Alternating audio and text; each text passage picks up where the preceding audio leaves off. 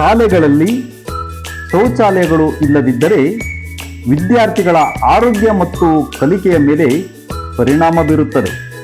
ಸಾವಿರಾರು ವಿದ್ಯಾರ್ಥಿಗಳನ್ನು ಹೊಂದಿದ ಕರ್ನಾಟಕ ಪಬ್ಲಿಕ್ ಶಾಲೆ, ಆನಂದಪುರದ ಕರ್ನಾಟಕ ಪಬ್ಲಿಕ್ ಶಾಲೆಗೆ ತನ್ನದೇ ಆದಂಥ ಕೊಡುಗೆಯನ್ನು ನೀಡುತ್ತಾ ಇರುವ ಕರ್ನಾಟಕ ಪಬ್ಲಿಕ್ ಶಾಲೆಯ ಗೌರ್ಮೆಂಟ್ ಜೂನಿಯರ್ ಕಾಲೇಜಿನ ಹಳೆಯ ವಿದ್ಯಾರ್ಥಿ, ತಾನು ಕಲಿತ ಸರ್ಕಾರಿ ಶಾಲೆಯ ಅಭಿವೃದ್ಧಿಯ ಕನಸು ಕಂಡ ಕನಸುಗಾರ ಪ್ರಕಾಶ್ ರುಕ್ಮಯ್ಯ ಆನಂದಪುರ ಬಂದಾಗಲೆಲ್ಲ ಕರ್ನಾಟಕ ಪಬ್ಲಿಕ್ ಶಾಲೆಗೆ ಭೇಟಿ ನೀಡಿ ಅಲ್ಲಿಯ ಸಮಸ್ಯೆಗಳ ಬಗ್ಗೆ ಹಾಗೂ ವಿದ್ಯಾರ್ಥಿಗಳ ವಿದ್ಯಾಭ್ಯಾಸದ ಪ್ರಗತಿ ಬಗ್ಗೆ ಪರಿಶೀಲನೆ ನಡೆಸುತ್ತಾ ಇದ್ದರು.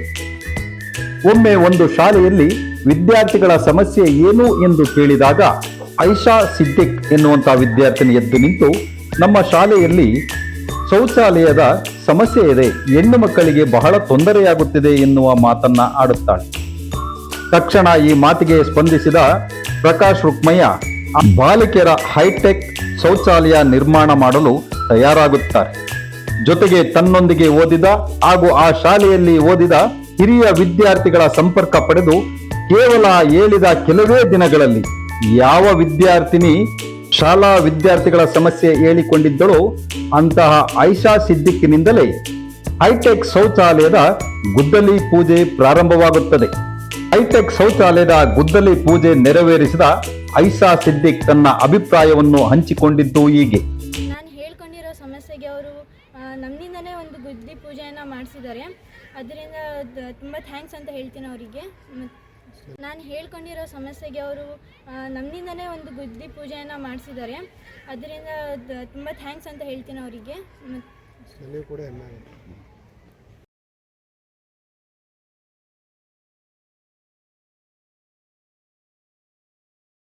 ನಮಸ್ಕಾರ, ನನ್ನ ಹೆಸರು ಆಯಿಷಾ ಸಿದ್ದಿಕ್ ಅಂತ. ನಾನು ಇಲ್ಲಿ KPS ಕಾಲೇಜಲ್ಲಿ ಓದ್ತಾ ಇರೋ ಹುಡುಗಿ. ನಾನು SLC ಇದ್ದಾಗ ಒಂದ್ಸರಿ ಪ್ರಕಾಶ್ ರುಕ್ಮಯ್ಯನವರು ನಮ್ಮ ಸ್ಕೂಲಿಗೆ ಬಂದಿದ್ದರು ಎಲ್ಲ ವಿದ್ಯಾರ್ಥಿಗಳನ್ನು ಮಾತಾಡ್ಸೋಕ್ಕೆ.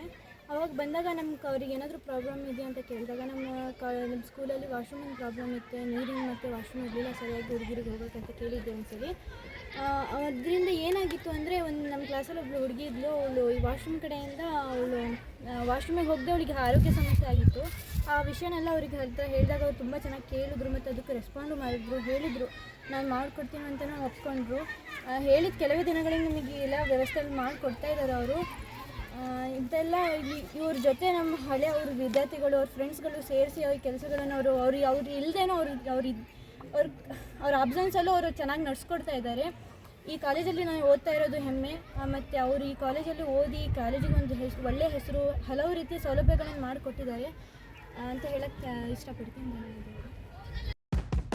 ಹೀಗೆ ಆನಂದಪುರದ ಕರ್ನಾಟಕ ಪಬ್ಲಿಕ್ ಸ್ಕೂಲ್ ಅಂದರೆ ಹಿಂದಿನ GJC ಗೌರ್ಮೆಂಟ್ ಜೂನಿಯರ್ ಕಾಲೇಜಿನಲ್ಲಿ ವಿದ್ಯಾಭ್ಯಾಸ ಮಾಡಿದ ಪ್ರಕಾಶ್ ರುಕ್ಮಯ್ಯ ತನ್ನೊಂದಿಗೆ ಹಿರಿಯ ಸ್ನೇಹಿತರನ್ನ, ಹಳೆಯ ವಿದ್ಯಾರ್ಥಿಗಳನ್ನ ಸೇರಿಸಿಕೊಂಡು ತಾನು ಓದಿದ ಶಾಲೆಗೆ ತನ್ನದೇ ಆದ ಪ್ರಯತ್ನದೊಂದಿಗೆ ಹಲವಾರು ಕಾಮಗಾರಿಗಳನ್ನು ನಡೆಸುತ್ತಾ ಮುಂದಾಗುತ್ತಿದ್ದಾರೆ.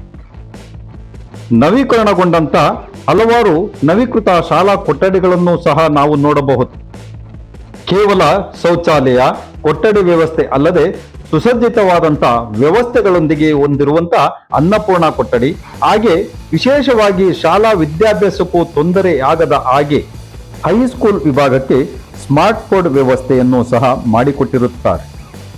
ಕೇವಲ ಸರ್ಕಾರದಿಂದ ಬರುವ ಅನುದಾನದಿಂದಲೇ KPS ಶಾಲೆಯನ್ನ ನಡೆಸಬೇಕು ಎನ್ನುವ ಈ ಒಂದು ಸಂದರ್ಭದಲ್ಲಿ ನಾವು ಸಹ ಸರ್ಕಾರದೊಂದಿಗೆ ಕೈ ಜೋಡಿಸಿ ನಾವು ಓದಿದ ಶಾಲೆಗೆ ಏನನ್ನಾದರೂ ಮಾಡಲೇಬೇಕು ಎನ್ನುವ ತುಡಿತ ಹೊಂದಿರುವಂತ ವಿದ್ಯಾರ್ಥಿ, ಹಿರಿಯ ಸ್ನೇಹಿತರೊಂದಿಗೆ ಕೈ ಜೋಡಿಸಿಕೊಂಡು ಈ ಶಾಲೆಯ ಸಮಗ್ರ ಅಭಿವೃದ್ಧಿಗೆ ಕಾರಣೀಭೂತರಾಗಿರುವ ಪ್ರಕಾಶ್ ರುಕ್ಮಯ್ಯರವರಿಗೆ KPSCಯ SDMCಯ ಸದಸ್ಯರು ಹಾಗೂ ಪ್ರಾಂಶುಪಾಲರು, ಉಪಪ್ರಾಂಶುಪಾಲರು, ಪ್ರಾಧ್ಯಾಪಕ ಹಾಗೂ ಆಡಳಿತ ವರ್ಗದವರು ಅಭಿನಂದನೆಗಳನ್ನ ಸಲ್ಲಿಸಿರುತ್ತಾರೆ.